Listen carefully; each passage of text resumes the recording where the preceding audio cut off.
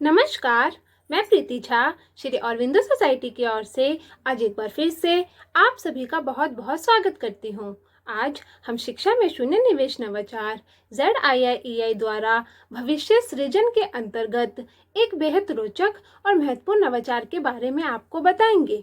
हम इनोवेटिव पाठशाला के अंतर्गत बेसिक शिक्षा परिषद उत्तर प्रदेश के कक्षा 5 की पर्यावरण अध्ययन विषय की पुस्तक हमारा परिवेश के पाठ 18 भारतीय संविधान तथा शासन व्यवस्था को नवाचार भविष्य सृजन के माध्यम से क्रियान्वित करेंगे। इस पाठ को ZIIEI के विभिन्न नवाचारों के माध्यम से पढ़ाया जा सकता है, लेकिन आज हम भविष्य सृजन के माध्यम से इस पाठ के पुनः अध्ययन की प्रक्रिया को समझेंगे। इस नवाचार की क्रियान्वयन अवधि है 30 मिनट। आइए जानते हैं कि इस नवाचार की नवीनता क्या है। भविष्य सृजन नवाचार विद्यार्थियों के ज्ञान और रुचि के अनुसार करियर चुनने में सहायक होता है।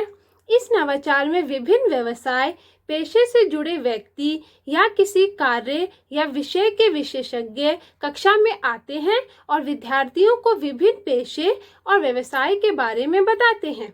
आइए जानते हैं कि इस नवाचार की क्रियान्वयन प्रक्रिया क्या है। इस नवाचार में शिक्षक विद्यार्थियों को पढ़ाए गए पाठ के कॉन्सेप्ट जैसे हमारा शासन, संविधान, शासन के अंग आदि का पुनः अध्ययन करवाते हैं। इस नवाचार के क्रियान्वयन हेतु कुछ पूर्व प्रबंधन की भी आवश्यकता होती है, जिसके लिए शिक्षक संविधान और शासन के अंगों की जानकारी देने हेतु किसी प्रशासन अधिकारी को विद्यालय में आमंत्रित करते हैं। गतिविधि हेतु विद्यार्थियों को कुछ निर्देश दिए जाएंगे, जैसे विद्यार्थियों को सूचित करेंगे कि वे आज पाठ से जुड़े पेशेवर एक प्रशासन अधिकारी से मिलने वाले हैं। सभी विद्यार्थियों को पेशेवर का आदर पूर्वक अभिनंदन करने के लिए कहा जाएगा। विद्यार्थियों से उनके पेशे से जुड़े विभिन्न प्रश्न पूछकर पेशे को समझने की कोशिश करने के लिए कहा जाएगा। अब सभी विद्यार्थियों को इन निर्देशों का पालन करने के लिए कहा जाएगा। शिक्षक पेशेवर को कक्षा में लेकर आएंगे। शिक्षक विद्यार्थियों को पेशेवर से परिचित करवाएंगे। विद्यार्थियों को अपने प्रश्न पूछने का अवसर दिया जाएगा। पेशेवर व्यक्ति से सभी के प्रश्नों का उत्तर देने के लिए निवेदन करेंगे। पेशेवर व्यक्ति सभी विद्यार्थियों को हमारा शासन, संविधान, शासन के विभिन्न अंग आदि से संबंधित जानकारी देंगे। पेशेवर व्यक्ति सभी को संविधान का आदर करने की सीख भी देंगे। उदाहरण, पेशेवर व्यक्ति विद्यार्थियों को जानकारी देंगे, जैसे मैं एक प्रशासन अधिकारी हूँ। भारत का संविधान भारत का सर्वोच्च विधान है। हमें सदा अपने संविधान का आदर करना चाहिए। आप सभी मुझसे जो भी प्रश्न पूछना चाहते हैं पूछ सकते हैं। अब विद्यार्थी पेशेवर से प्रश्न पूछेंगे और पेशेवर प्रश्नों के उत्तर देंगे। सभी विद्यार्थियों को एक एक करके प्रश्न पूछने के लिए कहा जाएगा। विद्यार्थी प्रश्न पूछेगा, जैसे पहले विद्यार्थी ने पूछा, शासन के 3 अंग कौन कौन से हैं? पेशेवर व्यक्ति उत्तर देगा, शासन के 3 अंग कार्यपालिका है, न्यायपालिका है और व्यवस्थापिका है। दूसरा विद्यार्थी प्रश्न पूछेगा, क्या आप बता सकते हैं कि न्यायपालिका प्रमुख कार्य क्या होता है? पेशेवर व्यक्ति उत्तर देगा, न्यायपालिका का प्रमुख कार्य कानून के अनुसार न्याय देना होता है।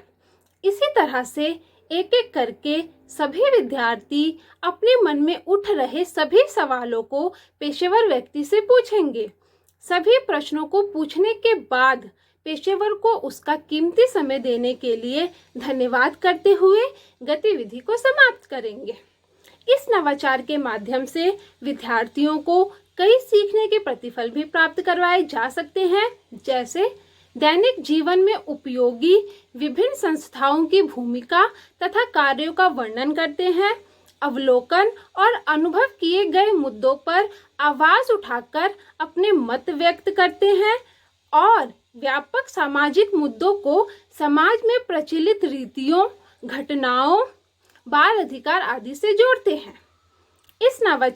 यह नवाचार छात्रों में अनेक मूल्य जैसे सहयोग, उत्तरदायित्व व जीवन कौशल जैसे गहन सोच और प्रभावी संप्रेषण के विकास में भी सहायक है। इस नवाचार के उपयोग से विशेष आवश्यकता वाले बच्चों को भी अनेक लाभ होते हैं। जैसे विशेष आवश्यकता वाले बच्चे के करियर के बारे में बहुत कम लोग बात करते हैं। इस गतिविधि की सहायता से ऐसे बच्चे भी भविष्य में अपने करियर या पेशे का अंदाजा लगा सकते हैं। इसी तरह के दिलचस्प नवाचार हम आप तक यूं ही लाते रहेंगे। आप सभी से अनुरोध है कि ZII का यूट्यूब चैनल आप सभी ज़रूर सब्सक्राइब करें। अगर आप ये वीडियो फेसबुक पर देख रहे हैं तो ZII का फेसबुक पेज आप ज़रूर लाइक करें। आप सभी नीचे दिए गए लिंक पे क्लिक करके इनोवेटिव पाठशाला यानी कि IP ऐप भी डाउनलोड कर सकते हैं। इस वीडियो को देखने के लिए आप सभी का बहुत बहुत धन्यवाद।